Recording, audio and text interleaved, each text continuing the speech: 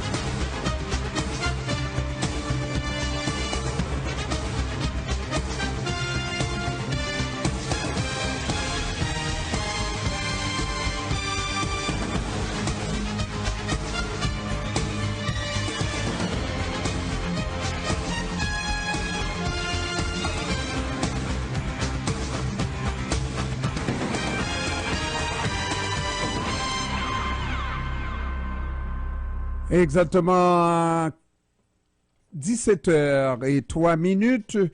Nous avons avec nous en visuel Pierson Vaval, il est directeur de la prévention de la violence armée, et Roselyne Mavungu, qui est directrice du CPRMV. Bon après-midi Pierson Vaval, bon après-midi Roselyne Mavungu. Bonjour. Ça va bien? Ça va très bien, et vous? Bien. Moi, ça va toujours bien, même quand ça va mal. Or, cet après-midi, là, je suis en bonne compagnie, donc ça va bien. Alors, expliquez-nous, parce que Pierson Vaval était à Rivière-des-Prairies avant d'être avec vous, et là, il y avait des demandes, on ne peut plus, n'est-ce pas? Et là que vous êtes avec la ligne renfort, on dit que la ligne renfort n'a pas autant de demandes. Qu'est-ce qui se passe? Est-ce que vous comprenez pourquoi? Oui, tout à fait. La ligne renfort, je vais peut-être faire un jeu de mots, mais la ligne renfort va à son fort. Quand on démarre un projet comme celui-ci, hein, aux étapes premières, on est dans la juste mesure de ce qu'on peut attendre en tant qu'appel, parce qu'il est question dans les 6 premiers mois, d'abord de construire vraiment une relation avec les communautés, hein, et d'être dans une démarche d'approche et de proximité pour qu'ils nous connaissent, qu'on les connaisse, avant que ceux-ci ou celles-ci nous appellent pour des besoins plus spécifiques. Alors, effectivement, les chiffres qu'on annonce, et encore une fois, qui ne font état que des appels auxquels on a réellement répondu, qui ne font pas état des appels où les personnes n'ont pas parlé, ou encore des appels qui étaient adressés au CPRMV, Centre de prévention de la radicalisation menant à la violence, avant la mise en place, l'opérationnalisation de la ligne renfort, ne sont pas compris ici, qui montraient les chiffres à plus d'une centaine. Donc, ça va vraiment, ça suit son bon cours quand on voit comment ce nouveau projet nous a amené une interaction avec des nouveaux acteurs, des organisations communautaires, différents milieux qui ont le désir de mieux comprendre quel est ce service d'écoute et d'accompagnement, et de voir, quand ils ont compris, comment à ce moment-là, ils peuvent référer ce service à leurs usagers. Et puis, Pierson Vaval, il y a une culture à changer aussi. Il y a une confiance qui doit s'établir. Parce qu'on parle de personnes membres de la famille, particulièrement les mamans qui sont un peu inquiètes du comportement du garçon à la maison, généralement le garçon, mais ça peut être aussi la fille, qui va demander de l'aide de la police. Et c'est déjà arrivé qu'on appelle la police, qu'on appelle un étranger, et ça finit par un drame. Donc, il faut qu'il y ait l'établissement d'une confiance qui s'établit tranquillement, progressivement, pas vrai? Ben effectivement, c'est l'objectif du service, d'apporter ce coup de main-là, ce soutien bienveillant, dans un contexte du respect de la confidentialité et du respect du caractère privé des besoins des parents ou des membres de la famille.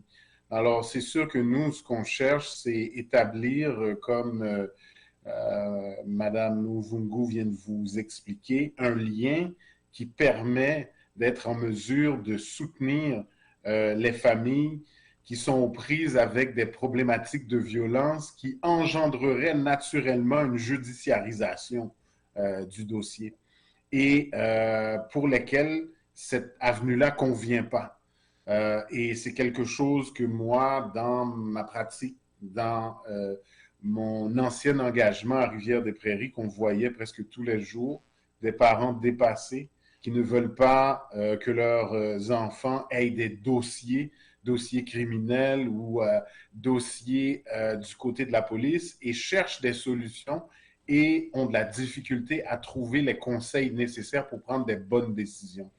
Alors là, avec ce service-là, on arrive à une solution intéressante des professionnels, des gens qui ont les qualifications pour être capables de proposer des alternatives aux parents, de proposer du soutien, des services, un bottin de ressources pour que le parent se sente outillé pour faire face aux défis qui est devant elle, là, pour s'assurer que la situation de leur jeune n'engendre pas une dégradation totale de tout le tissu ou du filet social qui entoure le jeune. Et le premier filet social, c'est la famille. Est-ce que avec cette sortie-là, je ne sais pas d'où est-ce que c'est venu, cette évaluation qui s'est faite du service, n'est-ce pas? Peut-être de manière prématurée. Est-ce que ça vous met davantage de pression pour donner des résultats? Ou même, je sais que personne ne fera jamais ça, démultiplier, comment je pourrais dire, n'est-ce pas, le nombre d'appels, faisant en sorte que tout le monde appelle, je ne sais pas, mais ça doit rentrer selon les besoins de la population, selon la confiance de la population. Est-ce qu'on vous met de la pression pour donner plus de résultats subitement? Est-ce que vous sentez cette pression-là avec... oui.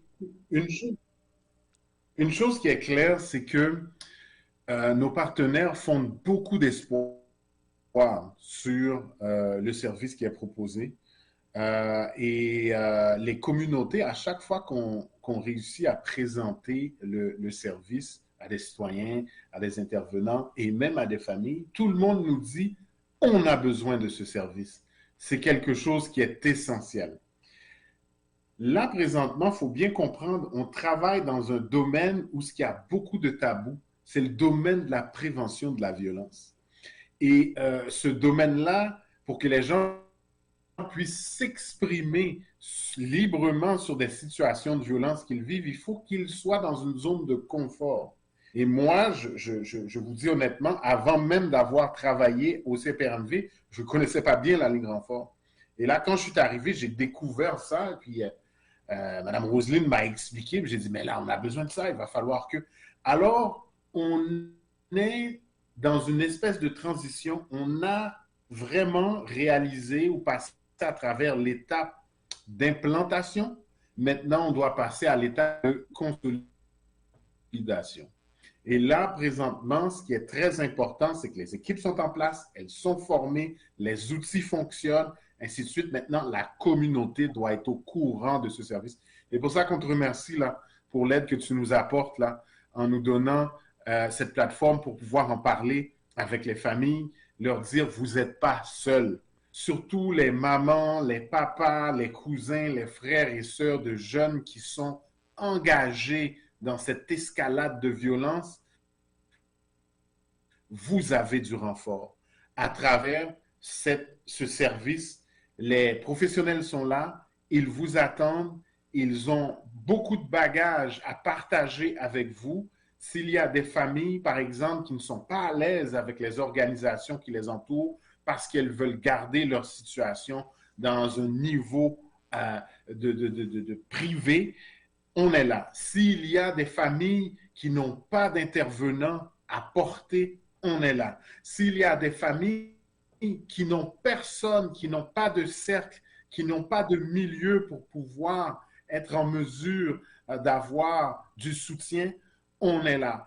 Alors, à partir de là, quand la communauté va être en mesure de connaître cette espèce de disponibilité, de soutien, de service, là, on pourra dire vraiment que finalement, c'est un service qui aura le taux de pénétration intéressant qu'on recherche à avoir, mais là, pour le moment, on a vraiment un gros travail de sensibilisation, d'information et d'orientation sur le service qu'on offre à faire dans la communauté. Madame Mavungu, notre ami Pierson Vaval le sait, dans notre communauté, on a notre façon, la communauté haïtienne, sa façon, les communautés africaines, leur façon aussi de communiquer.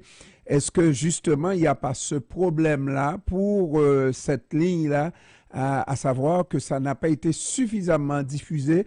Est-ce qu'il ne devrait pas avoir plus de publications, plus de publicité à la radio, dans les médias africains, etc., haïtiens dans la communauté, pour faire connaître ce service?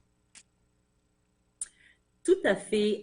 Après une campagne promotionnelle ou de façon générale, hein, on voulait établir un peu la marque Ligne Renfort et la campagne a permis de générer un trafic intéressant. On est dans la phase où, avec le recul et les apprentissages, on se prépare justement à une campagne encore davantage de proximité et à user et utiliser les acteurs communautaires de toutes sortes pour que l'information sur ce service se rende à qui en a le plus besoin. Et effectivement, on veut faire une distinction parce qu'on parle de communautés différentes, distinctes, avec justement des façons de faire qui leur appartiennent et on est dans une démarche de compréhension et de respect de ces façons de faire pour adapter justement les communications qui s'en viennent aux différentes réalités des communautés. Maintenant, le mot de la fin à Pierson Vaval, il va falloir, je ne sais pas, rivaliser, pas d'astuce, mais trouver une façon de diffuser plus largement ce service extrêmement important. Qui pourrait dire le contraire, n'est-ce pas?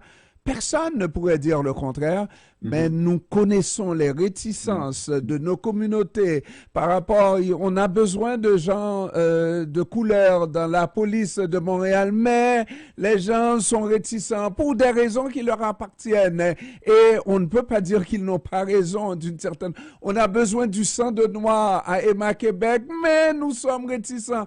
Alors que les cas de personnes d'anémie falciforme sont essentiellement dans les communautés noires. Nos communautés noires ont leurs difficultés, il faut y aller et surtout ne faites pas comme les étrangers qui ne connaissent pas leur communauté, il faut aller directement à la communauté. Mais sur ce, moi, je vous souhaite vraiment bonne chance. Le dernier mot, Pierson Vaval. Ben, c'est de dire qu'on entend très bien le commentaire, les recommandations. On était très conscient de cet enjeu-là. C'est pour ça que l'équipe d'intervenants, c'est une équipe très diversifiée. On veut que la communauté apprenne à connaître ces intervenants-là qui sont de diverses origines, africaines, haïtiennes, arabes, francophones de Sousse. Alors, c'est très diversifié. C'est une équipe qui veut être dans une approche de proximité avec la communauté. Et on va, oui, arriver avec plusieurs astuces, plusieurs stratégies, dont une, c'est d'aller rejoindre les leaders de la communauté. Alors, tu es un leader pour nous. Nous sommes contents de pouvoir te parler et que tu nous donnes accès à ta plateforme, mais d'aviser tous les acteurs de la communauté haïtienne qu'on va venir vous voir. On espère que vous allez nous accueillir les bras ouverts et que vous allez nous permettre d'être en mesure de présenter humblement le service qu'on a à offrir à la communauté qui en a besoin et de dire aux familles, on est là pour vous, vous n'êtes pas seul, on va faire le travail avec vous, on va vous accompagner, il existe des ressources pour vous aider. Et peut-être le dernier mot, c'est celui-là, c'est en lien avec la posture de la communauté. On est une communauté très fière. Nos problèmes, on essaye de les régler nous-mêmes à l'interne. Et malheureusement, chaque famille n'a pas toutes les ressources pour être capable de passer à travers l'ensemble des défis que la société québécoise met devant nos jeunes, devant nos enfants. Ne pas avoir honte de parler de nos problèmes, ça va vous aider. De ne pas avoir honte ou peur de dire ce qui ne va pas, ça va vous rapprocher de la solution. Et là, nous sommes là, toute une belle équipe, toute l'équipe du CPRMV est là. C'est une équipe que j'apprends à connaître, qui a plein d'atouts, plein de ressources. On est là et quand on va venir vous voir, n'hésitez pas, exprimez-vous et nous allons faire ce qui est nécessaire pour vous accompagner vers des solutions. Et moi, je suis... Si vous me permettez... Oui. Si vous me permettez, effectivement, que ce soit une inquiétude, un questionnement, une préoccupation réelle, le numéro, c'est le 514-653-6363. OK, on reprend 514-613. 514-653. 653. 6363. 6363. C'est ça. Merci beaucoup. Et puis, j'espère qu'on se reparle. J'espère qu'il va y avoir quelque chose. À un moment donné, on dira que, ouais, cette équipe-là, c'est une belle équipe et ça donne des résultats. Moi, je suis absolument convaincu que ça va marcher. Alors, merci beaucoup, Pierson Vaval, directeur de la prévention de la violence armée, et Roselyne Mavroungou, directrice du CPRMV. Merci beaucoup d'avoir pris du temps de nous parler cet après-midi. Merci à toi. Saluez tout le monde. Salut, bye bye, au revoir. Bye bye.